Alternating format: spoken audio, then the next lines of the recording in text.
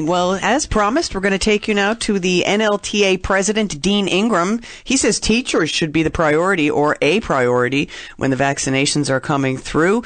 Ingram says teachers have been on the front lines in schools every day and will be again adding frontline workers should have frontline protection.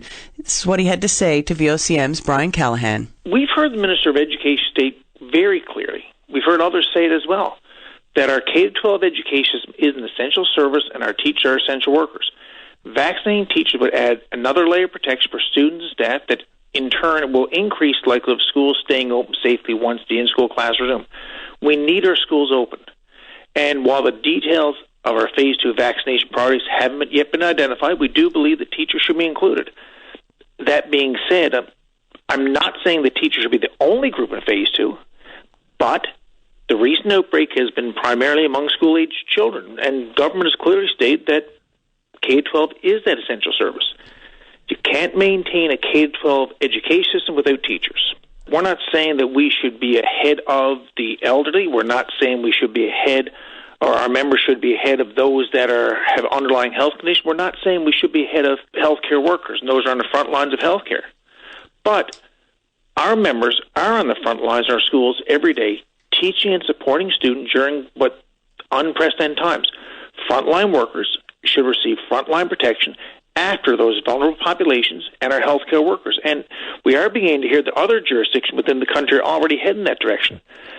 I think New Brunswick and the Yukon in particular. Now, while we don't have anything official on that, this is the information we've got that this is where they're heading for a Phase 2 rollout, and that's critically important. Sure, so when the supply is there, when they have the appropriate supply, you're thinking?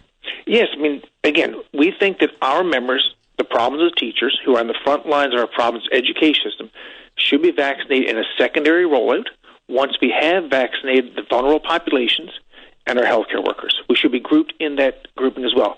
There are others that would fit that as well, but we think our members certainly need to be within the confines of the Tier 2 rollout.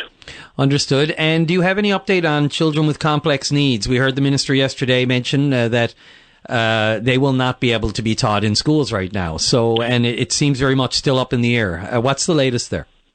I haven't received any direct information on what that rollout will look like, but for primarily and fundamentally, we have to look at health and safety of students, all students, as part and parcel of that. That's critically important. Right now, the plan is to make our schools safe. Following that, there are unique learning needs, and we're looking forward to being in consultation with the district and department. Our staff have been in frequent contact with department officials and the district over the weekend through this week, and we always welcome an opportunity to provide input and feedback to try to influence decisions that impact our members, and this would. Now, we recognize that both government and school districts face important and difficult decisions during these very challenging times.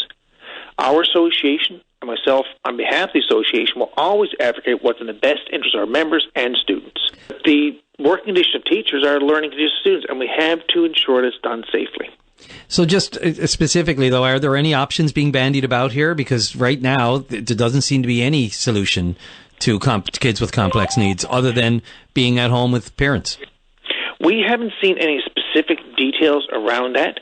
We know there are things that we want to have a elaboration on what students need to be inside our schools, but also what additional protective measures we put in place for the benefit of those students and subsequently our province teachers.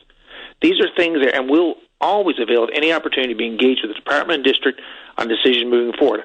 I might add that yesterday I had a conversation with Premier Fury yesterday evening, where I raised a concern about, obviously, the vaccination protocols, but also about the need that when schools do reopen, we've already seen the impact of what can happen when things enter our schools. We need to have a serious discussion about what additional measures can be taken to protect the health and the safety of everyone who enters those buildings, our students, our teachers, everyone that works within them.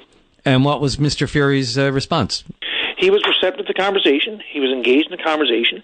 And I'm hoping over the coming days and weeks we'll hear some results of those discussions and the appropriate decisions being made. And that is the president of the NLTA, Dean Ingram, speaking with VOCM's Brian Callahan, just about how he feels that teachers should be a priority when it comes to vaccinating for COVID-19.